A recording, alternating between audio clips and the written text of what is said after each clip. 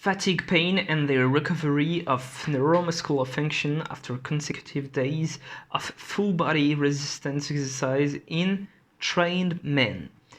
On se retrouve aujourd'hui pour une revue informelle d'études et bon, je dois t'avouer que cette étude-là, elle est bien, mais elle donne pas non plus beaucoup d'informations. En quoi ça consiste exactement? Alors, ils ont pris des gens, des athlètes, et ils les ont fait s'entraîner 2 jours d'affilée. D'accord? Bon, il y a quand même plein de trucs intéressants qu'ils en retirent, j'avoue, peut-être que je suis mauvaise langue. En gros, ils les ont fait s'entraîner 2 jours d'entraîner avec un full body et ils ont essayé de voir si le fait de s'entraîner avec un full body, ça, 2 jours d'affilée donc, en sollicitant les mêmes groupes musculaires, mais pas avec les mêmes exercices, et ça c'est important, voir si ça avait un impact sur la récupération, si ça pouvait être utilisé peut-être dans des programmes d'entraînement, etc. etc. Est-ce que c'était pas genre trop fatigant voilà. Donc ils leur ont fait faire plein de tests, et ce qu'ils ont remarqué, c'est que... je vais te retrouver ça parce que j'ai fait une page où j'ai mis plein d'annotations. Bah déjà, oui, il y a une première chose à noter, hein, c'est que ils ont fait que 2 jours d'entraînement, donc c'est pas extrapolable à tout. D'accord, c'est pas extrapolable notamment à un programme full body que tu ferais par exemple tous les jours ou quoi que ce soit. D'autant qu'il y a dans d'autres études, on voit qu'un programme full body fait tous les jours, bah, est peut-être un petit peu mauvais pour ta récupération parce que tu fais moins bien que certains splits. Mais moi je pense que c'est vraiment une question de récupération parce que tu accumules trop de volume en fait et c'est trop efficace. Enfin bon, bref, ça voilà. Et puis ensuite, il faut aussi se dire que c'est bien pour les gens qui font juste de la musculation, ça. Mais en fait, quand tu entraînes des athlètes de haut niveau, en règle générale, tu leur fais pas faire que de la musculation. Donc voilà, sachant raison garder, néanmoins, ça reste intéressant. Euh, donc le maximum torque, donc la force maximum, on va dire, était réduite après l'entraînement du premier jour. Bon, ça semble normal, mais ça s'était complètement récupéré avant le deuxième jour. Donc, sachant qu'il y a moins de 24 heures entre les deux sessions. Donc, c'est cool, quoi. Ça veut dire qu'on récupère complètement.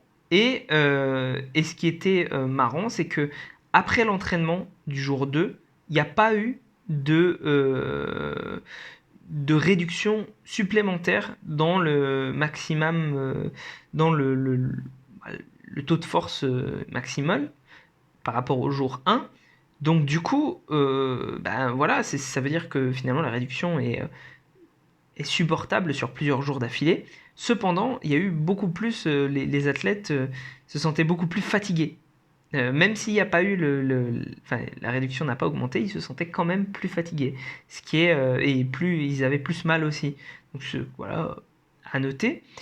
Après, donc ce qu'ils en disent en fait du coup de ça, ils disent que bah, ça montre que le système neuromusculaire est, est capable en fait d'être maintenu dans ce genre de cas-là, au moins sur le taux de force maximale, ce que je trouve cool.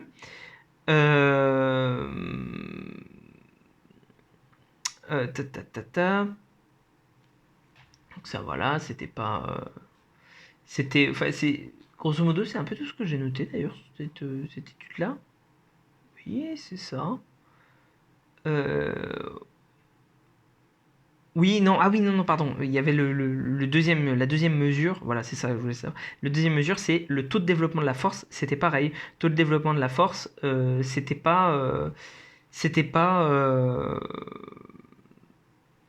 ça n'a pas continué à baisser. Donc en fait, les deux mesures principales de force, donc qui sont le taux de développement de la force et la force maximale, bah, se sont comportées de la même manière, c'est-à-dire qu'elles n'ont pas baissé plus, mais la fatigue générale semble plus avoir augmenté en termes de ressenti.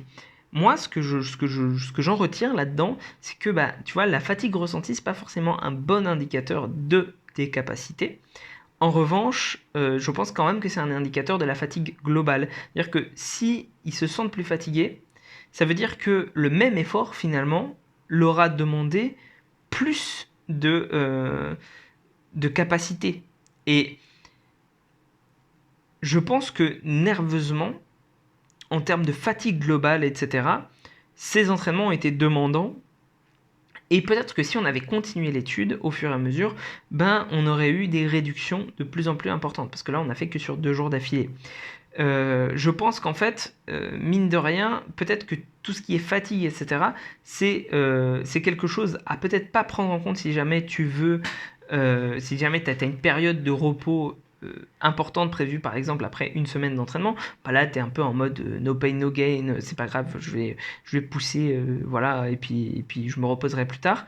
Mais quand on commence à être sur une mesure un peu plus chronique, c'est-à-dire on va devoir faire des entraînements un peu plus à long terme, là je pense que ça peut avoir son intérêt.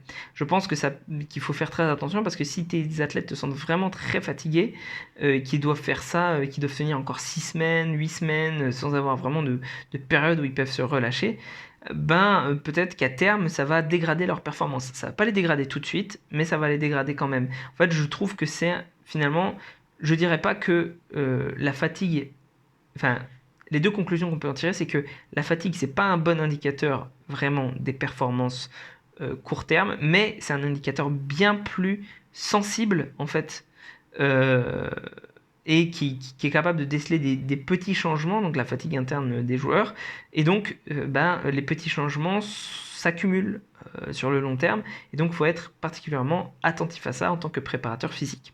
J'espère que j'ai été, préparateur physique, coach, ou même toi, hein, pour ta pratique personnelle. J'espère du coup que j'ai été clair, que ça pourra t'aider, que ça pourra t'apporter des choses, ça te donnerait peut-être une vision un peu différente. Je ne sais pas si cette étude est en libre accès, mais elle est très intéressante. Et sur ce, prends soin de toi et on se retrouve pour une prochaine vidéo.